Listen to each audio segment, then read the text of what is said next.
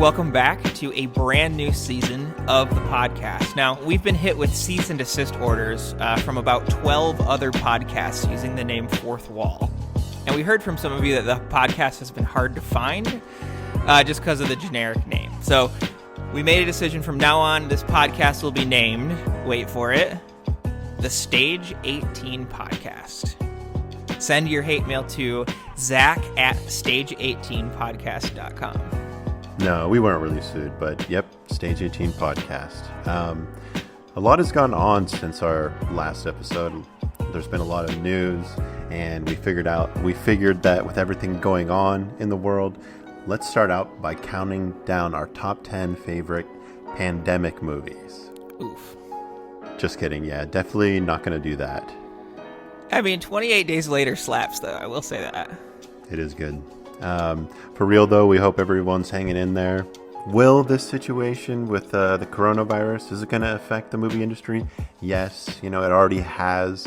A lot of studios are delaying releases. Top Gun just got delayed. And then there's like a bunch of stuff going straight to streaming. That's very sad.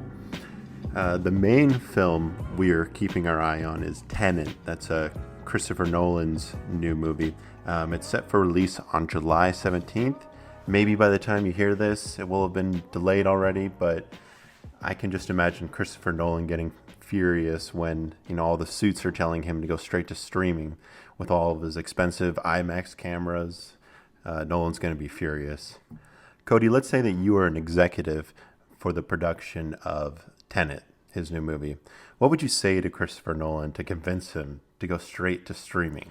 I'd say, look, Chris, I get it too. I love watching movies. You love watching movies in the theater. We all do. But think about it. Every single movie that you have ever made, the majority of its life has been on video. If you want to go back and watch your first film following, there's no way to watch that in theaters. There's no way to watch the Dark Knight trilogy in theaters unless it's playing somewhere locally. They spent a few weeks, maybe months in theaters, but they've all been on streaming or video demand for years now. People have large televisions. They have beautiful 4K TVs. They can take in the majesty of your filmmaking. And if it's a great movie and you absolutely need that nostalgia, we can do a re-release in theaters once things are cleared up a little bit. Yeah, I think that it's going to be hard to get Chris to change things, but I think he will.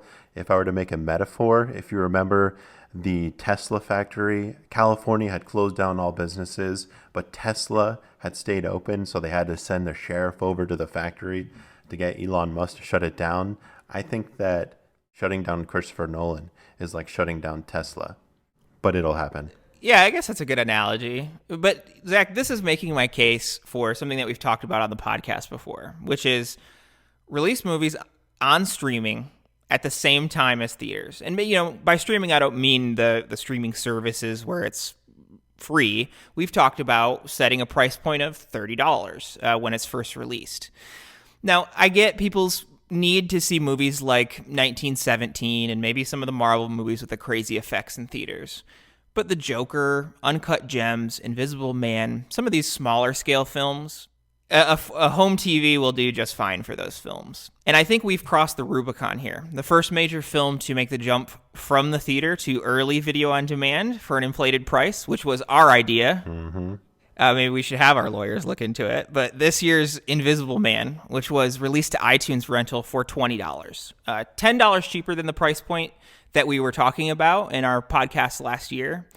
However, this was a good one to start with because it wasn't a total loss for Invisible Man. It was able to cross the $100 million mark before it got out of theaters. And that was on a budget of just $7 million. They can make these horror movies pretty cheaply. So they didn't have much to lose by trying it out with Invisible Man, and I'm curious how the numbers look kind of when this has all been wrapped up. But like I said, they still made a profit. They're still making money on that film. And that film was actually a win for Jason Blum and his Blumhouse horror production company, who also took a chance on movies like Get Out, which was made for just $4 million. Now, before we get into whether it delivers the goods or will disappear into obscurity, Zach, what's this one about? Invisible Man is your boy Lee Winnell's latest movie. We know Lee from the horror movies like Saw and Insidious, and also his recent great sci-fi thriller, Upgrade. That came out in 2018. Invisible Man stars Elizabeth Moss as a woman trapped in a controlling relationship with a wealthy and influential scientist, and things start to get a little crazy once she decides to leave the relationship. He was a sociopath. He said that I could never leave him. He controlled how I looked and what I wore. Then it was controlling when I left the house. And eventually, what I thought. And just to get into kind of the background and history a bit, Universal is known for putting out a series of classic horror movies in the 30s and 40s, all of which were interconnected. You could almost call them the Marvel movies of the day. This included Dracula, Frankenstein, The Mummy, and they would even have crossovers like Frankenstein meets the Wolfman, and they were massive successes back in the early days. And Invisible Man was one of those. The movie stretches back actually earlier than that, though, to the late 1800s. Invisible Man is a story by H.G. Wells, and the first Universal film in the franchise was 1933's The Invisible Man, starring Claude Rains, about a scientist who invents an invisible potion and is driven mad by its effects. He eventually recruits a partner to help him take over the world. So this was kind of an early horror movie. The role would later be played by Vincent Price and other folks. Allow me to introduce myself. I'm the Invisible Man. There have been a million incarnations of this. Yeah, I didn't know that going into it. I thought Invisible Man was just like a ripoff of Hollow Man with Kevin Bacon. I was like, oh, this is a good twist on that. But yeah, I kind of want to read that H.G. Wells book now. Yeah, and this is the first film to actually share the title of the first Universal release, the 1933 version. There have been other ones, like you said, Hollow Man was not a Universal picture, but it's this twist on the same sort of theme. But this is the first remake of that 1933 version by Universal. Yeah, there's a lot of things I liked about this movie. I'm sure we both liked. First of all is Elizabeth Moss. We know her from Mad Men and The Handmaid's Tale. I always thought she was a good actor, but she literally carries this film. This has got to be one of my favorite Everyone Thinks I'm Crazy movies, and Moss is a big part of that. Yeah, and everything she did made sense. I think that was partly the writing and partly her performance. She really sold it. You know, you care about her character from the get-go. You see her in this abusive relationship, this crazy situation, and you empathize with her. And really, that kind of brings us to the source material for this. And some of the themes have been staring us in the face the last couple of years. And I think this is one of the first movies to really sort of explore that concept in a way, in sort of a thriller sense. And I thought they did it super well. So you're saying it passed the Bechdel test? Does it pass the Bechdel test? I think it does. Although, you know, when Elizabeth Moss is having conversations with, you know, like her sister, for example, it's usually about her ex-boyfriend. So it may not even pass the Bechdel test. Wow. This was definitely an intense and scary film from start to finish, but it also had those 3D chess situations, you know, the ones where one character has a plan, it looks promising, but you're not really sure if they're about to fall into a trap. The best example of this from Invisible Man would be probably my favorite part of the movie. It's where there's a restaurant scene and Elizabeth Moss is meeting her friend there in a safe public place. And you're like, all right, that's a good idea. This will be good. And then everything still goes wrong. For me, The Invisible Man was filled with moments where I felt like I knew what was going to happen, but I wasn't 100% sure. And that kept me excited to, you know, see the rest of the story. So they had to take everything ultra seriously, so the audience would buy the few silly elements. And I thought they did that super well. It's like 98% serious, realistic, and like 2% silly, which is just enough. Yeah, I don't see Invisible Man as just a super scary film. I wasn't checking behind my shower curtain like after seeing Hereditary. But it's more of like a fun, scary film. Reminded me more of It Follows from 2015. The last thing I want to mention is that I like the sci-fi elements of it. There's an explanation of how this dude is invisible.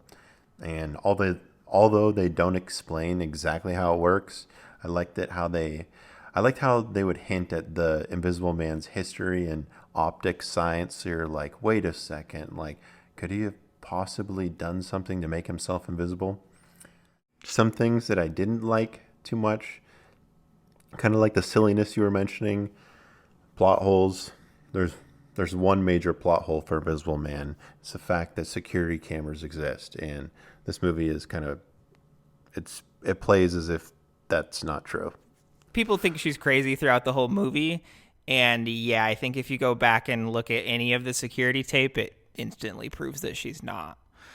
One thing I didn't love, which everybody else kind of does love, is I'm hearing critics say the film was able to build intensity so well by just like showing an empty room. And maybe sometimes, but I do have to admit I did laugh once or twice when it would just pan over and held a shot just like on an empty set. I didn't think it was that scary. Yeah, I'm probably one of those people that thought that was cool. I like it when the camera is following a couple characters to a door, and then they walk out the door, and then the camera just slowly shifts to the living room, and then there's nothing there, and so you get the feeling like, oh, it was there watching them the whole time. I like that. Yeah, I thought it worked the first few times, but they did it a lot. Like the 7th or 8th time, I was like, okay, guys, I'm just staring at a couch. I'm not scared. But overall, I think maybe 7.5 out of 10. I recommend everyone see it. And I think it was a brilliant way to approach a reboot. It made it feel really relevant and timely because of the material, and the performances were great. Cody, we're in the renaissance of scary movies right now. We talk about these new movies coming out in the horror genre all the time, and I think that this is just another one of those installments into the genre that'll make us look back and be like, whoa, scary movies are good again.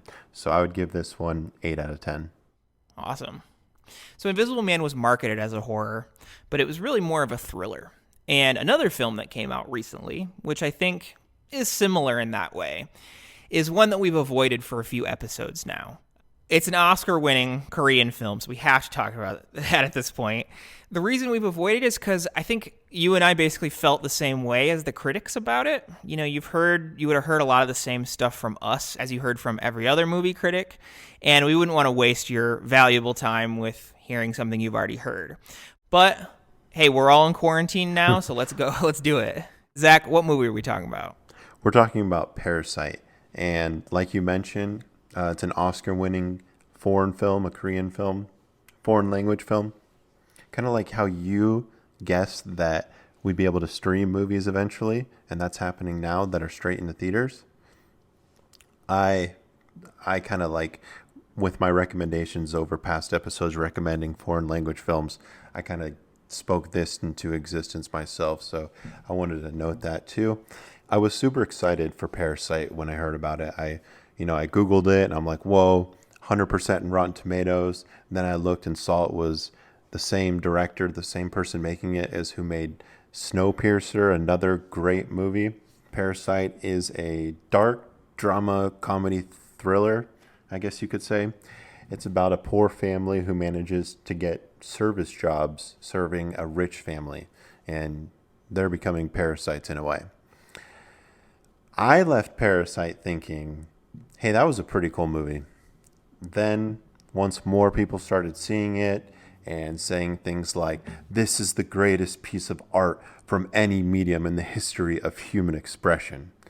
And this movie literally identifies and solves all the issues of classism in our society.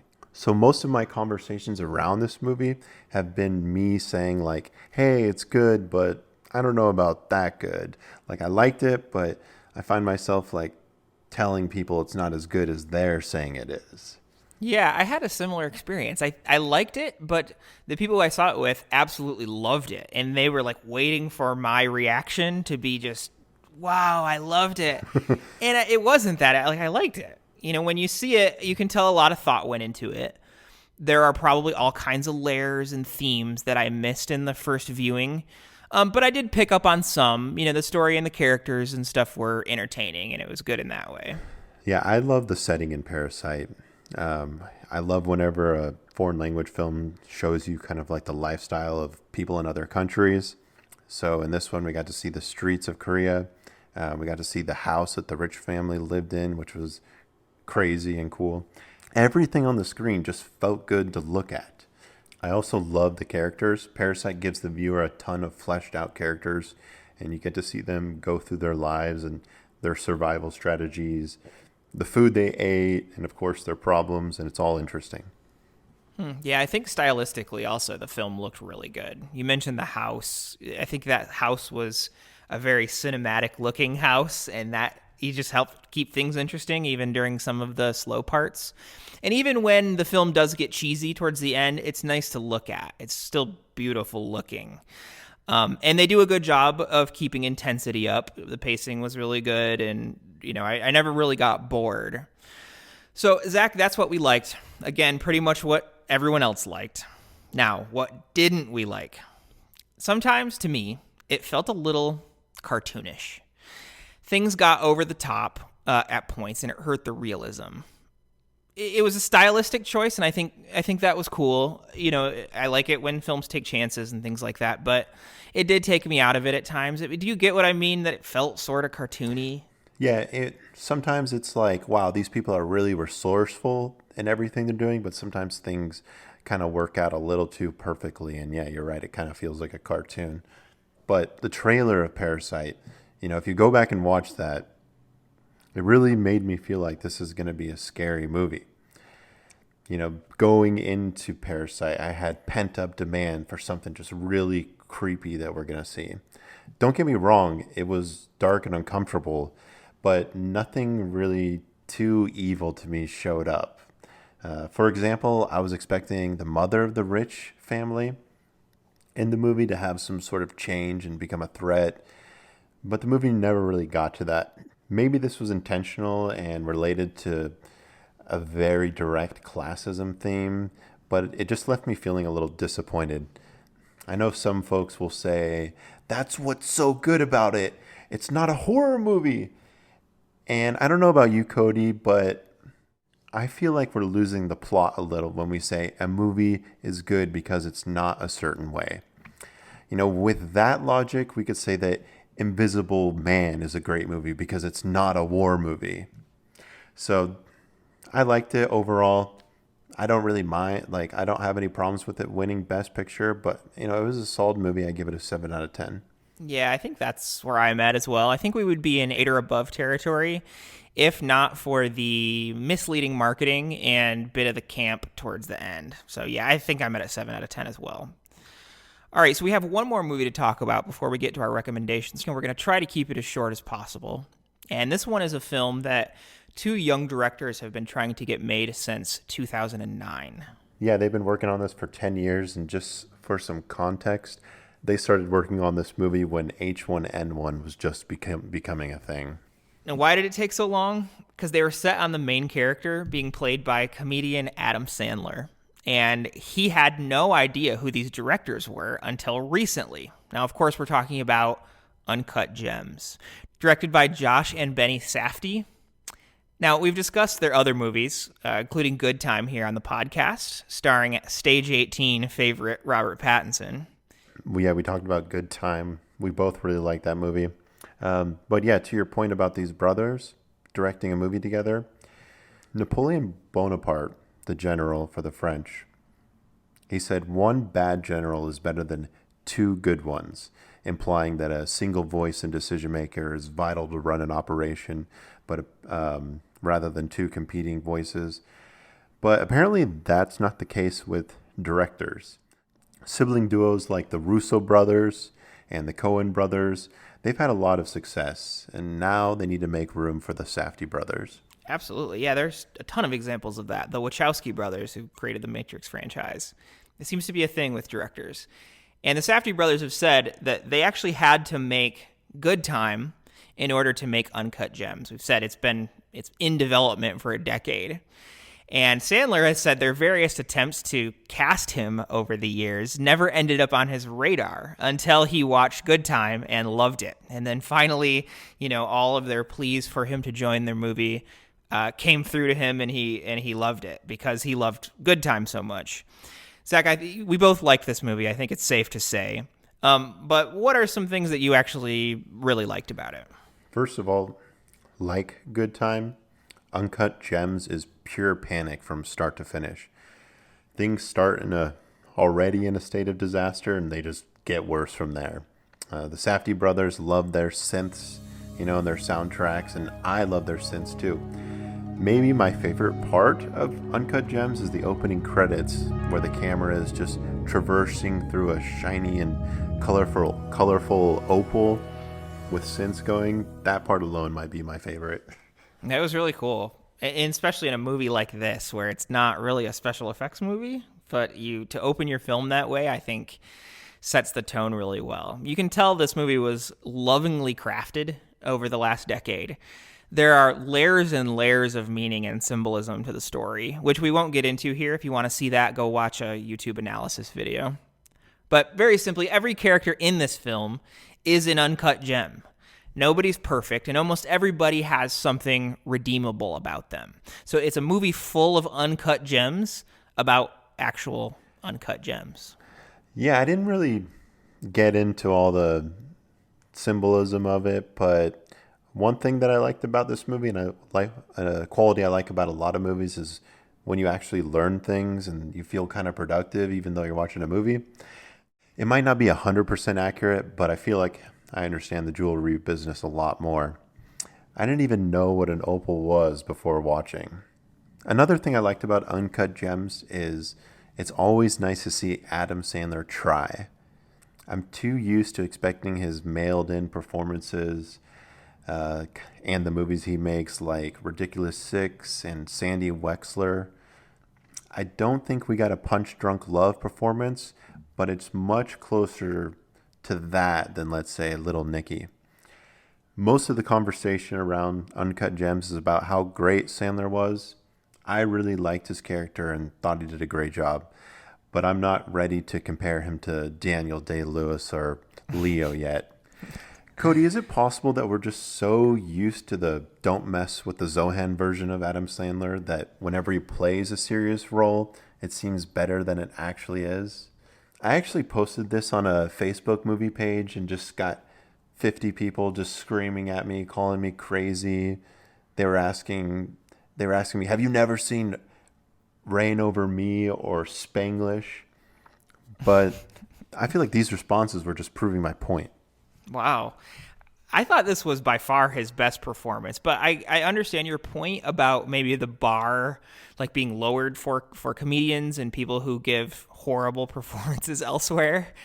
I would say I think, maybe it shows a little range when a comedian can be funny or silly and stupid in one movie and then can make you really care about them with a good dramatic performance in a different movie. So I will give him points for that. But I think what it is, Zach, is he was just cast perfectly in this. Howard is a kind of a quirky guy, which so is Sandler. And Sandler has a bit of an everyman quality to him. So I thought that worked super well with this story. People think of setting as landmarks, buildings, natural surroundings. But with a movie like Uncut Gems, you're in New York's Diamond District. And it's not because of the street signs. It's because of the characters populating the world of the film. A large percentage of the actors in the movie are regular people. That was important to the directors, just to give it that feel of realism, including Howard's girlfriend, who this is her kind of debut film. But my favorite was the main heavy, or bad guy, played by Keith Williams Richards, who actually earlier in his life was a real bad guy. He was, from what I hear, an enforcer with a bit of a rough past. He was terrifying in this. He had the complete opposite energy from Sandler's character and Sandler's performance. I thought the two together just really made the film work. Yeah, that guy was scary. Like, when I was watching him, I was like literally worried about the actors on the set making the movie and their safety being around him. So yeah, there's a lot to like about this movie. There's not much negative, but we got to go into it anyways. My first question is, why was The Weeknd in this movie? In case you don't know who The Weeknd is, he's one of the biggest pop stars on the planet right now. They had him all over the trailer for Uncut Gems, but I felt like his part in the movie was unneeded. I'm I'm a fan of The Weeknd, but it just felt like they threw him in the movie for some extra marketing.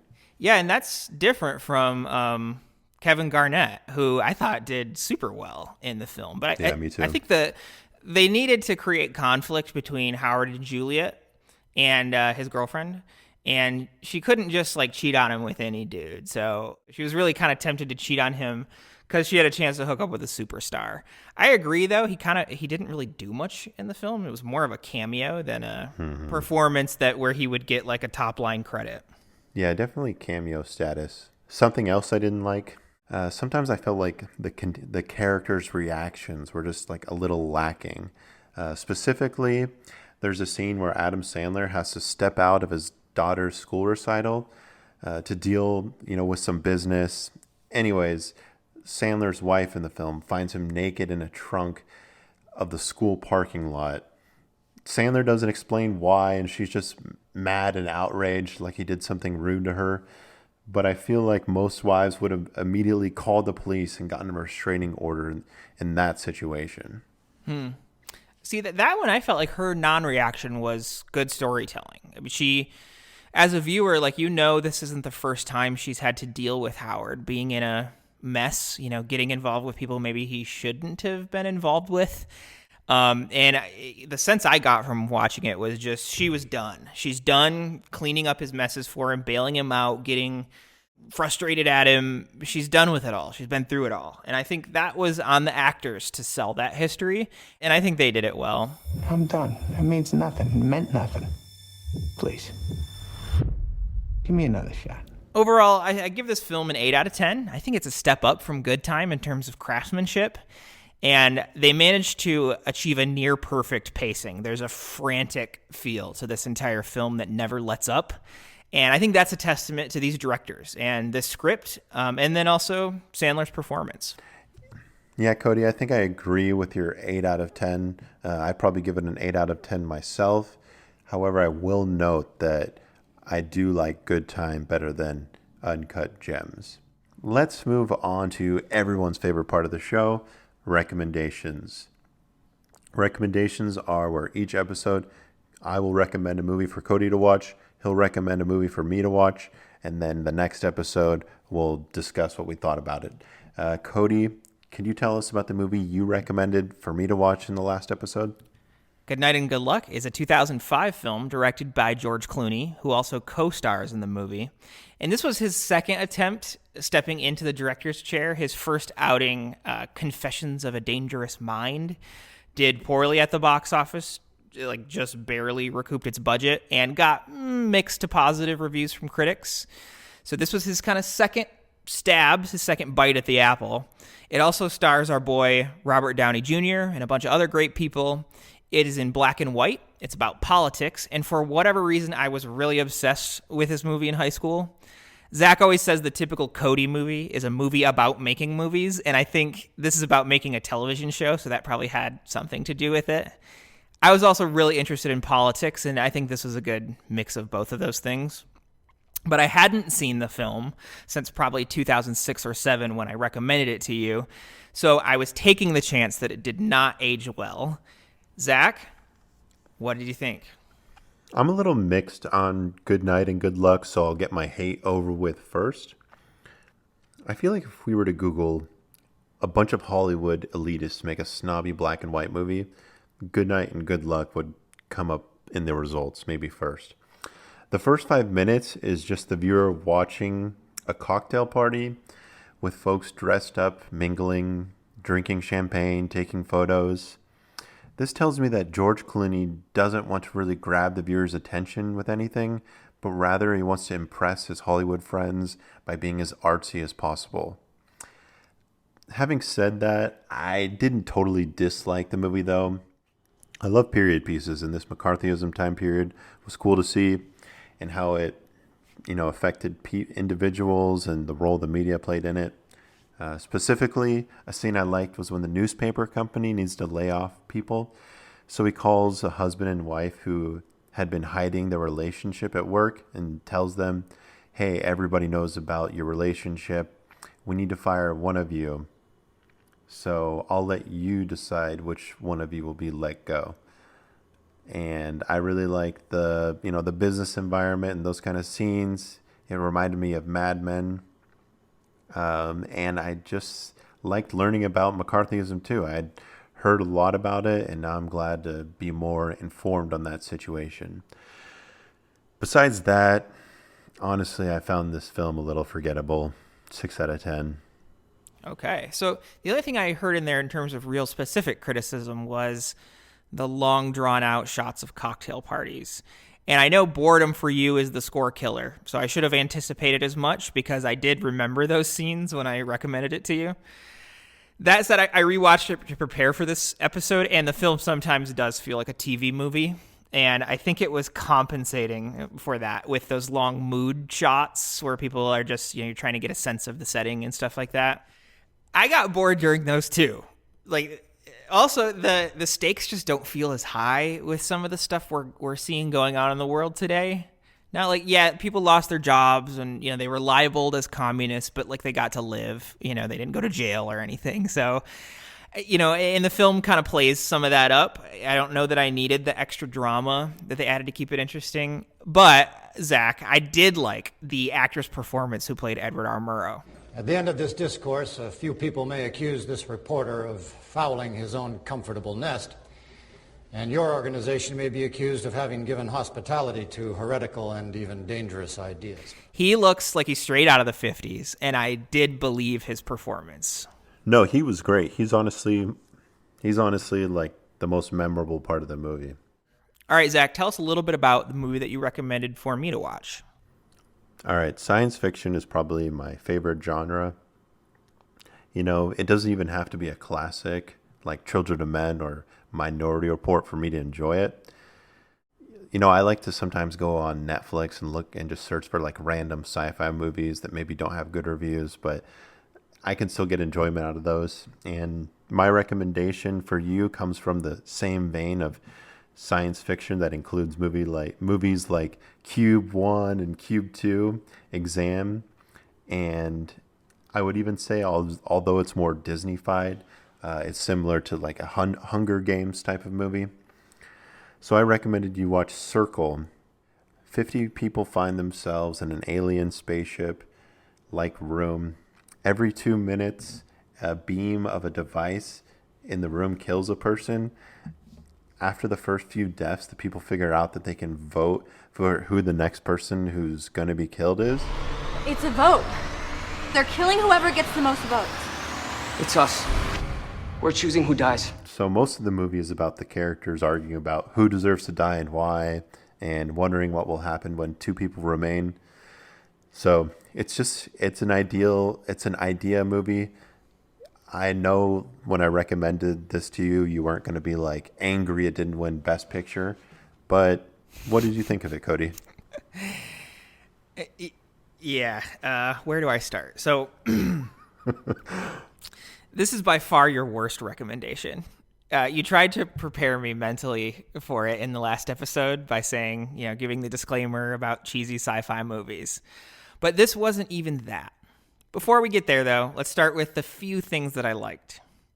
I like when movies are brave enough to set a film in a single location. So like 12 Angry Men, Rear Window, Phone Booth. The single location was just fine, and it took kind of that minimalist approach. The things that they didn't have much control over due to the budget, like the setting and whatever special effects and things like that, they were fine, and actually they were very passable. Okay, so what I didn't like. This is a perfect example of a scenario instead of a story. There is no story. The scenario that Zach described above was all that happens. I mean, there's no way to give a spoiler for that concept because you just explained it. The acting was horrible. The things that the filmmakers had control over, like the dialogue and the, quote, story, were very, very thin. It felt like a high school sociology discussion. Every single, philosophical discussion stuck to the very basics and failed to actually deliver any substance. There were no characters in this film. They were just generic people, so obviously there was no character development. I mean, it was like the village people of an ensemble cast. You had the generic cop, the generic pregnant lady, the generic little kid, the generic college dude, the generic business guy. It was all just really thin. They didn't really have any characterization to them above stereotypes. You know, when I think of good, cheesy sci-fi, I think of Forbidden Planet, Invasion of the Body Snatchers, maybe even something like Gattaca. But all of those had characters, plot, dialogue, themes outside of the trolley problem being discussed by amateur writers for 90 minutes. So I'm going to give this movie a 2 out of 10, Zach. It was just awful. All right. Before I respond to that, I just want to note that I don't really see Gattaca as a cheesy movie. I see it as an inspirational, life-changing movie, but just want to make that clear. Sure. But this is odd for me because I find myself agreeing with basically everything you said besides your enjoyment of the movie. First of all, I disagree with you saying that it's like a high school sociology class. I think it's at least freshman year of college sociology discussion. That would have been a really cool high school sociology discussion, but maybe perhaps your little Michigan private schools are a little further along than Arizona public schools. When I recommended Circle to you, Cody, I wasn't expecting you to just love it, but I was more curious to see if you could appreciate a film for, you know, its story, or as you put it, scenario alone. Circle perhaps highlights our different tastes. Where I prefer an interesting, in-your-face idea for a movie, you'll accept a boring story as long as it has 5 minutes of shots of people saying nothing and just thinking about their life. So, Zach, the idea of a big circle where people die one at a time isn't all that interesting. And there certainly wasn't much else to it. It was like they took every single boring discussion point that they thought was in the zeitgeist, and they just did a sentence or two on it. Let's talk about abortion. Now let's talk about the death penalty. Now let's talk about having kids. Now let's talk about being gay. Now let's talk about police brutality. It didn't have enough focus to really explore any of those topics in detail. And I'm honestly a little bit disappointed in this recommendation. And I think, Zach, we need to redeem ourselves at this point. So what are we going to do? What am I watching for this next episode? What's your recommendation? Yeah, the one thing I will agree with is maybe, you know, these two recommendations as a whole were not our strongest. I'll agree with you for that. But you're right. Let's try to raise the bar a little. So, Cody, when people ask me, "Hey, Zach, what's your favorite movie?" I usually say, well, I usually have 3 that I mention. You know, Forrest Gump, Shawshank Redemption, and Barry Lyndon. Everybody has seen Forrest Gump and Shawshank, but not as many have seen Barry Lyndon, including you, Cody. Barry Lyndon is going to be my second recommendation for you from one of the greatest of all time directors, Stanley Kubrick.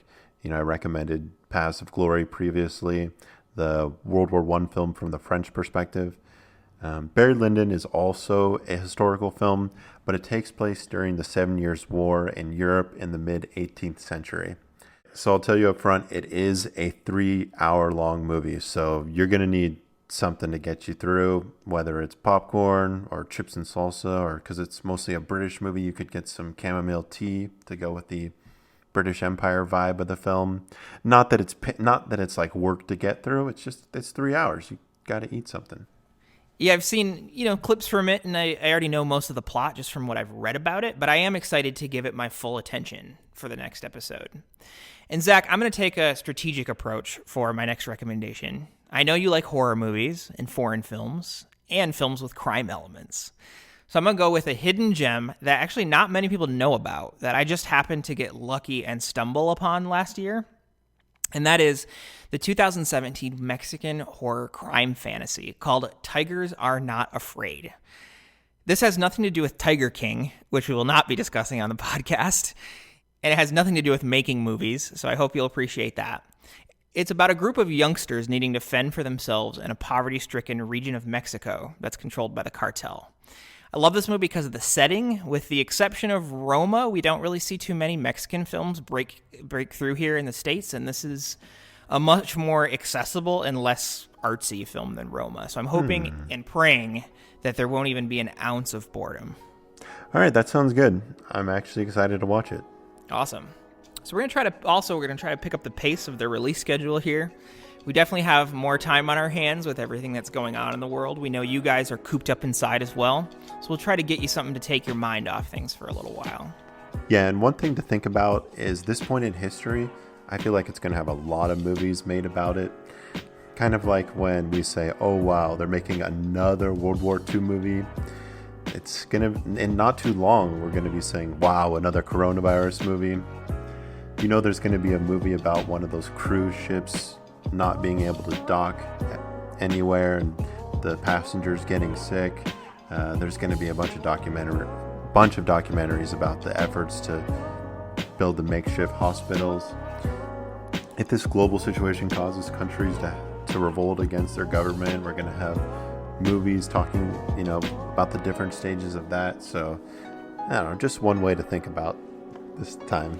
And if you're looking for something to watch, check out our recommendations for the next episode. It's the absolute best way to listen to the Stage 18 podcast. Thanks again, guys, and we'll see you in the next episode. See you next time.